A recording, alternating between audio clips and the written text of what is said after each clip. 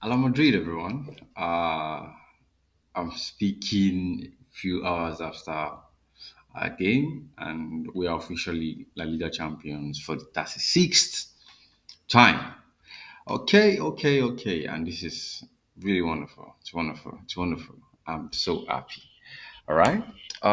Yeah. So before we get into today's session, please don't forget to like, don't forget to subscribe, and don't forget to leave a comment. Now, let's get on to it. We won the game against Cadiz by 3 goals to nothing. Goals from we had goals from Jude, we had goals from Brahim, a wonder goal from Brahim, by the way, and a goal that was served on a platter by Nacho to Oselu to cap off a wonderful night for us. And then we had to wait like almost 2 hours to be officially declared champions because we needed to see out the game between Girona and Girona, by the way. I don't know why I'm calling it Girona. Girona and Barcelona panned out. And that was an amazing game. Thank God I did not miss it. I watched it and I thoroughly enjoyed it, especially how it ended, right? I read somewhere online where about something it's a conspiracy. I don't know how true it is that La Liga refused to allow both games to be played at the same time because of their issues with Real Madrid. And you know what that is, right? It is the classic Tebas versus Perez, but we don't give a hoot. We're champions. We're officially declared champions.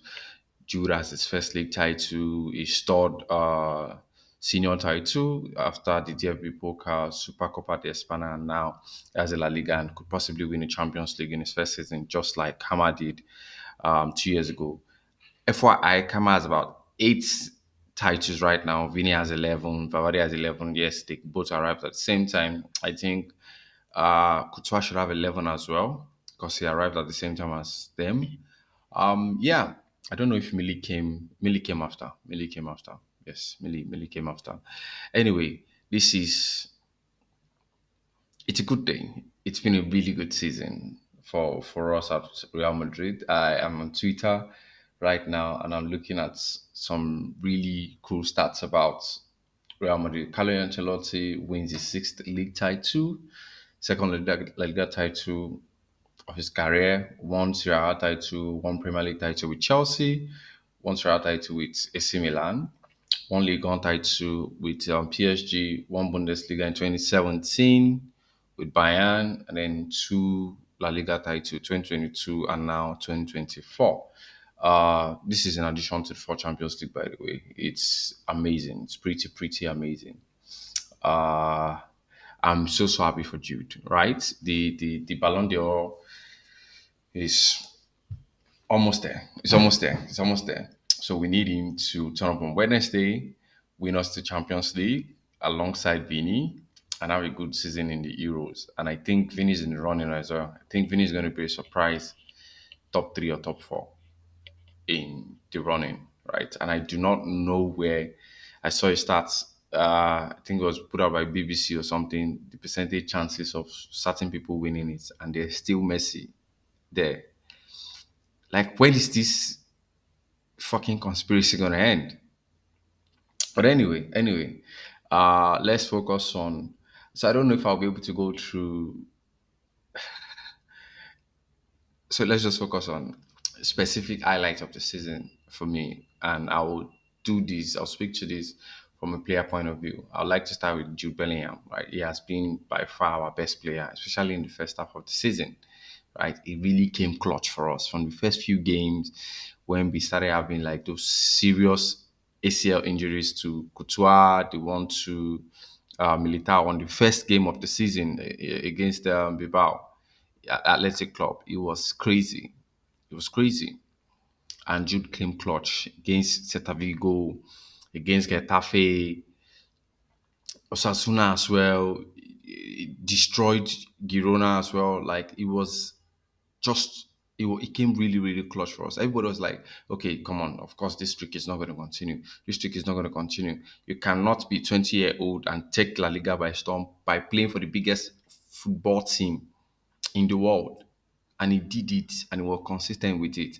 He had an injury, he had that issue with La Liga where he was red carded and had to miss some games. And then there was a break in between for like a couple of weeks. So he was out of form for a while, but he's getting back into it. He has not been able to match that form, but he has scored in his last two La Liga games, scored against Barcelona and now scored against Cadiz as well. So this has been really.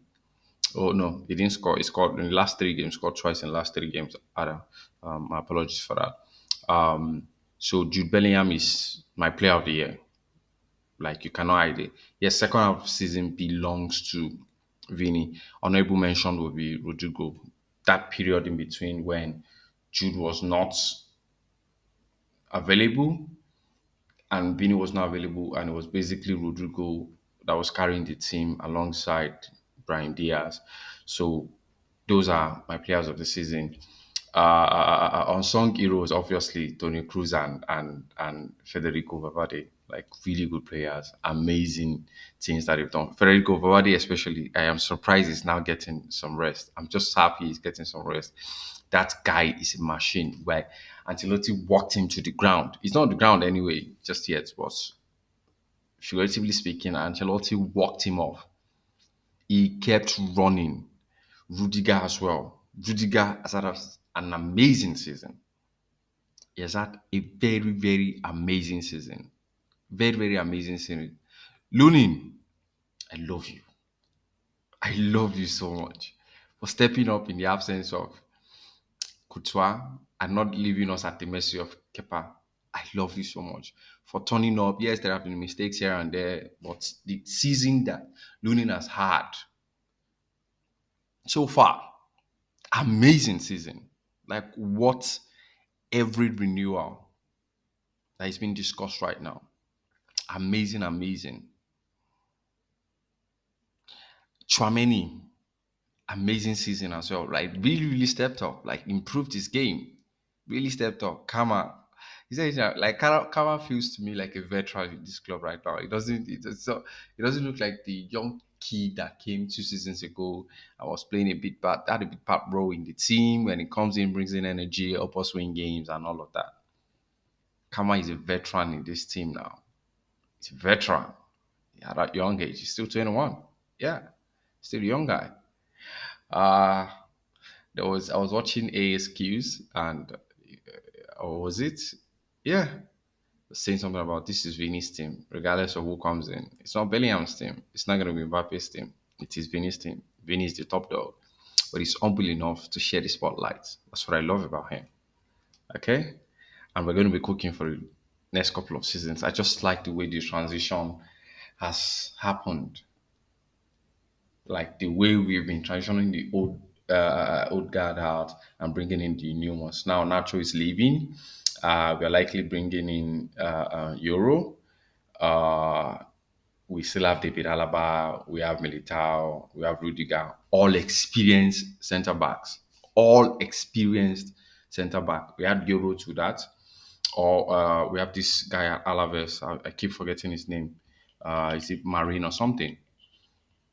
That I would love for us to bring back as well, right? Because I want us to include more talents from La Fabrica. Yeah. Then we have Danny Ceballos possibly leaving. He has not really played that much this season, so he shouldn't. So Danny Ceballos leaves. I really, really hope that we promote Nico Paz like fully to the first team. Right? I'm sure he's going to take a big part role for now until he works his way into the team. Arekule, I'm still a bit. I want him to keep playing all the time. I don't want this big part role for him. Uh, but I like the mentality and I like what I've been hearing so far about him not wanting to leave and wanting to fight for his place. That's the great mentality. That's the kind of mentality that the likes of Kamavinga had, right? So you can use Kamavinga as a reference. And I also had that Mesut Ozil has been advising him to buy this time to just wait for his moment because his moment will come.